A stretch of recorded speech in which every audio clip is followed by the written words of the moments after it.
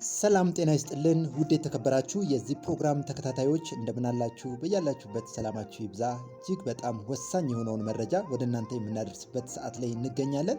ከዛ በፊት ብዙዎቻችሁ ከሀገር ውጪ ስለሆናችሁ ከሀገር ውጪ ሄዶ የሚሰራ ሰው ምን አይነት አመለካከት ምን አይነት ማይንድ ሴት ነው ያለው የሚለውን ጥቂት ሙያዊ የሆነ ነገር ከነገርኳችሁ በኋላ ወደ ዋናው ማብራሪያ እንሄዳለን። እንግዲህ አንድ ሰው ከሀገሩ ወጥቶ ሲሰራ እዛ ሀገር ላይ ካሉ ሰዎች ጋር በአኗኗር በባህል በቋንቋ በአየር ጸባይ በብዙ ነገር የማይመስለው ቦታ ላይ ነው የሚሄደውና እንደዚህ አይነት ቦታ ላይ ሄዶ ሰርቼ ቀየራለሁ የሚል ሰው ምን አይነት ጠንካራ ጎን አለው የሚለውን ላብራራላችሁ። የመጀመሪያው ጠንካራ የመለወጥ ፍላጎት ያላቸው ሰዎች ናቸው። ጠንካራ የመለወጥ ፍላጎት ሎ ኦፍ ዲዛይር ይባላል። ይሄ አንዱ የስኬት መርህ አንዱ የስኬት ህግ ነው።